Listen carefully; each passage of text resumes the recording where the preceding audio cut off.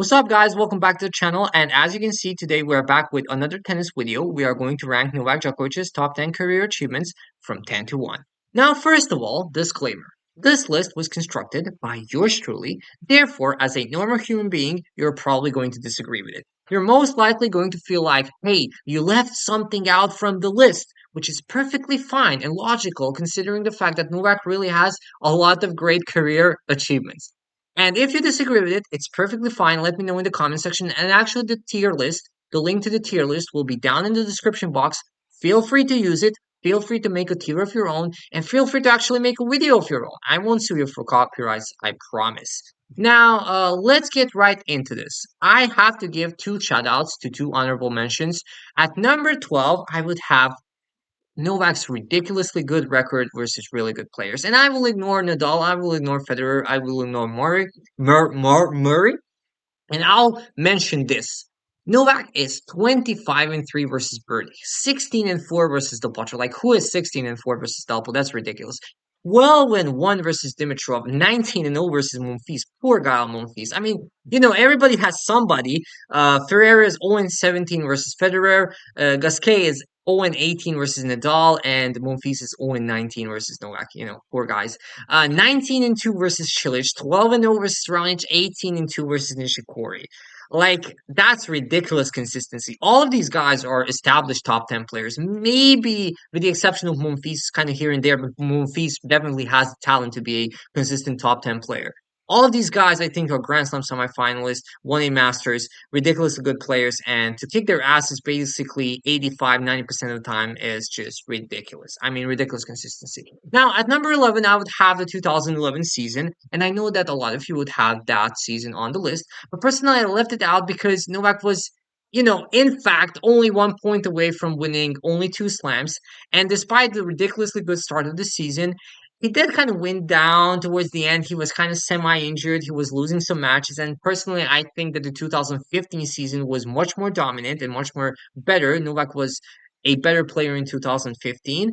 And I had to leave out something. So sorry, 2011, you can be number 11. Now, at number 10, this might seem kind of weird to you, but I have Novak's ridiculously good 38 and 11 record in 5 set matches. Now, you may say he lost 11 matches, but of course, he's not going to win every single 5 setter in his career. What it truly means that Novak is, in my opinion, the first guy who uses fatigue as his weapon. He wears down, as Andrew Roddick says, he takes your legs and then he takes your soul. This guy, I mean, you can be up 2-1, 2-0, 1-0. If you lose a certain game, if you lose the momentum, you're losing the match. Novak is ridiculously good at pacing, ridiculously good at managing his energy levels. He will not spend himself on a maybe meaningless point or semi-meaningful point. He's going to be really strategic with his energy, with his focus, when to attack, when to kind of save some energy, and he's the best at it. Like, he is the undisputed GOAT, and he has this ridiculous aura. In my opinion, he has the second greatest aura of all time in tennis, besides Nadal on Roland Garros. I think Novak in 5 sets. I mean, how many of you thought that Yannick Sinner was going to lose after he lost that third set? Like, 80%, I guarantee 80% of you thought, okay, it's over. Like, Yannick screwed up. It doesn't matter. Like, it doesn't matter. He can win 6-0, 6-0 in the first 2 sets. He screwed up in the third set. It's over. Pack your bags. It's over. I think, I mean, 80, 90% of you thought that. It's ridiculous. His aura in best of 5 is just absolutely ridiculous. Now, at number 9, I have the 40 Masters tournaments. Look, I actually checked the stat. Bob and Mike Bryant have 39 Masters tournaments. So Novak is the undisputed GOAT when it comes to Masters tournaments. And this is kind of always, kind of not mentioned that often because he's the leader. Rafa has 36 and Federer has relatively only 28. So he has 12 more Masters titles than Roger Federer. This shows consistency. This shows, ridiculous play. Ridiculous. I mean, it's one thing to be good in best of 5 and then to be the best at best of 3. So Novak uses his legs, his cardio, his strategic waste or strategic energy output in best of 5 matches, and then he's still the best in best of 3, which is absolutely ridiculous. Like, that's great. That has to be on this list.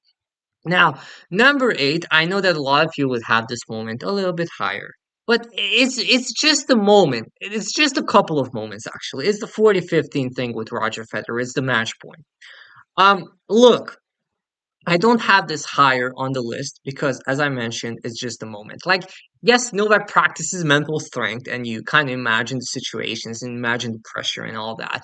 But it just kind of happened. Like, as Novak said, Roger could have just served an ace, and it's over. It's just a moment of Novak's ridiculous clutchness, and you can argue Federer's choke. And it is what it is. It happened. It's certainly a monumental thing in tennis history because if you flip the two times that Federer was serving for matches, um, Federer has, well, one was a semifinal and still had to play Nadal, but basically he has 21 and a half Grand Slams and Novak has 22. And of course, the psychological thing that happens after it. Maybe if he wins the 2019 final, maybe he keeps going. Maybe he wins another major. Maybe he doesn't retire. Maybe Novak, loses the 2020 final theme or something like that. A lot of things happen. Maybe Novak never becomes Novak of the present if he doesn't come back at the 2011 US Open. So, a lot of things lay in those match points, but I personally think it's just not that high in the list because it's not something that you work for your whole life. It's not something that you win year after year after year after year. It's something that happened. It's basically a couple of points. So, it does deserve to be on this list, but not that high. Okay. Number seven is, in my opinion, seven Wimbledons. I think Novak's a ridiculous overachiever on grass because if you think about his favorite surface is sort of like a medium speed hardcore, right? He's good on clay, he's good on grass, but hardcore when he can attack, when he can defend, when he can do everything is his bread and butter. He has 10 Australian Opens to win seven Wimbledons. And yes, he has improved his serve. Yes, he has improved his volley. But if you compare Novak and Federer, who was supposed to win you know, a lot more Wimbledons. It's probably Federer. I think Federer should have won like 10, 11 Wimbledons. And Novak probably should have won like 4 to 5. And the big thing here are the 10 or the three Wimbledon finals versus Federer. I think if you put him head to head, Federer should win those matches. But the great thing with Novak, he actually made a match out of those matches. It wasn't like serving and volleying; it was rallies. So that's why he was able to beat Roger Federer. So that's really monumental. I think that Novak is a ridiculously overachiever in grass. As I mentioned, he's probably, supposed to have like 4 or 5 Wimbledons, or maybe even less. Like Rafa, for example, has only 2 Wimbledons. Murray, who's, his favorite surface is grass, only 2 Wimbledons, and Novak has 7. I mean, he was close to 8 last year. He's always going to be there. I mean, not always next 2 or 3 seasons. I think he's the number one favorite this year. So that's ridiculously good. Grass is not Novak's play, but hey, I mean just ridiculous overachieving. Now at number six, I have the double, almost triple career Masters and the triple career Grand Slam. And a lot of you said that, oh, Novak has been figured out. Novak has been exposed because as soon as he played the day match versus Yannick Sinner, he lost. Look, this guy won everything twice, almost everything 3 times. Every surface, indoor, outdoor, clay, grass, speed or fast hardcore, slow hardcore, medium speed hardcore. He won everything. And to say that they played one match outside, it was 21 Celsius and a bit windy versus Yannick Sinner, and that exposed his whole career. Yeah, that's kind of a stupid thing to say. If it would have been like 45 Celsius, like typical Australian heat, and he would play Alcaraz, who's obviously from Spain, and you can definitely argue that Alcaraz does like heat more than Novak, or has a higher heat tolerance than Novak, I would be fine with that. But Yannick Sinner, I mean, he's ginger. What the hell are you even talking about? So yeah, that's kind of stupid. So for Novak to win everything twice, and as I said, he's missing a Monte Carlo to win everything 3 times. That's absolutely ridiculous. That's absolutely ridiculous. Um, let's go. Let's continue. At number five, I have the 2015 season slash the Novak Slam, the Joko Slam. It's ridiculous. 82 wins, 6 losses in 2015. Basically, only losing to Federer. I think he has 6 losses, 3 to Federer. one to Murray, one to Wawrinka in the infamous 2015 Roland Garros final, and one to Ivo Karlovic. The only loss, the only tournament actually he did not make the final in that season. I mean, that's ridiculous consistency. Basically, you're there all the time. If you lose to the best uh, the second best next to you, of course. And you're just there. And of course, towards the end or towards the middle part of the 2016 season, the almost 17,000 points, which is absolutely ridiculous, holding all four slams at the same time, finally winning the French Open. I mean, being just a absolute force on the tennis court. I think that deserves to be really high up on this list. Now, at number four, I have eight career wins on Roland Garros on clay versus Rafael Nadal and Jesus. Can I pronounce the correct number? I mean, I know that I may be biased, but he doesn't have four wins versus Rafa or eight wins versus Rafa and Roland Garros. He has two wins versus Rafael Nadal on Roland Garros, which makes up 66.6666% of total Rafael Nadal losses at the French Open. Look, if you look at Novak's head-to-head versus Rafa, it's close, 30 to 29. But if you dig deeper down, you kind of figure out that, hey, how can they play more matches on clay than on hard court? That's kind of weird. Like the clay season is three Masters, is one Grand Slam.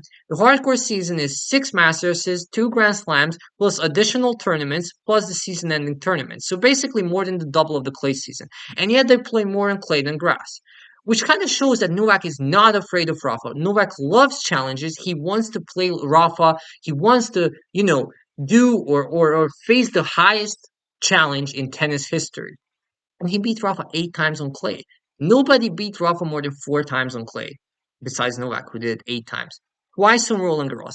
Like, that's ridiculous. I mean, uh, I'm not going to say that every single match was competitive, but a lot of, Novak's losses were really close, actually. For example, the 2013 Roland Garros semifinal.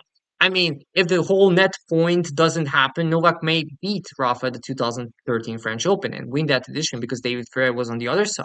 And I think he beats David Ferrer easily in that final. So, I mean, Novak winning eight times versus Rafa on clay is absolutely ridiculously good.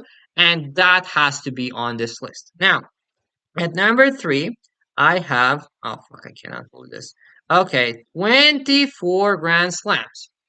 Look, I mean, do I have to talk about this? Winning 24 and counting Grand Slams, probably going to be the number one Wimbledon favorite, definitely going to be the factor at the French Open, definitely going to be a factor at the US Open and the following Australian Open. And, he has a decent chance. I mean, 30 may be a stretch, but I would not think that's impossible. Right now, I think a lot of Novak's fans are a bit pessimistic because of that loss. But I definitely think 27, 28 is totally realistic for Novak. That would be much more than Roger Federer, much more than any single player in tennis history. So this definitely has to be on the list. Now, at number two, I have the 10 Australian Opens. Let me scroll this on. This has to be, I think, higher than the 24 majors because Australian Open is the most neutral clay court in tennis. Like the most neutral Grand Slam. It's not a niche court. It's not like a niche thing like grass. It's not like a semi-niche thing like clay, which is becoming really a niche thing because tennis players are getting taller, which is not ideal for me because I'm not really tall. I'm just 175, but let's not talk about that. So everybody's kind of like ignoring the clay season. Everybody's playing good on hard courts. Everybody's kind of just like surfboarding right now. If you look at the height of the top 10 players, I think right now the average height is probably like 190 or something like that. Alcaraz being 183. I mean, he's by far the shortest player in the top 10. All of these guys are like most at least 188 or 190 plus. So I mean, I think hardcore is the most neutral service out there, and not a lot of great clay players. So to win 10 Australian Opens on the most neutral surface is ridiculously good. I think that is more difficult to do than win 24 majors overall, in my opinion.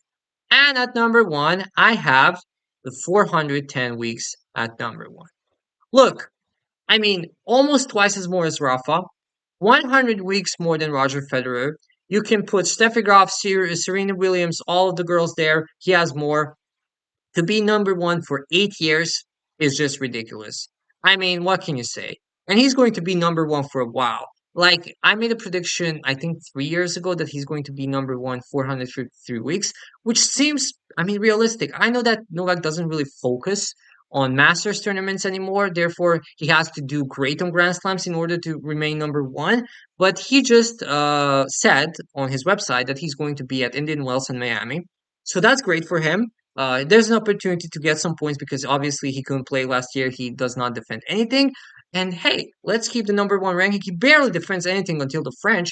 So that's like 4 more months roughly. So that's like 16, 17, 18 weeks. So, I mean, he's going to be around like 430 weeks almost guaranteed if he does well at Indian Wells and Miami. So I think that's the number one achievement. I think to be number one in a certain sport for that long period of time, because you saw it with Federer. I mean, Federer was number one for 237 weeks straight.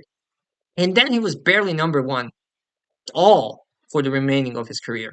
To be number one starting from 2011, now it's 2024, like 70% of the time is just a ridiculously good feature, ridiculously good achievement, and I think that's number one.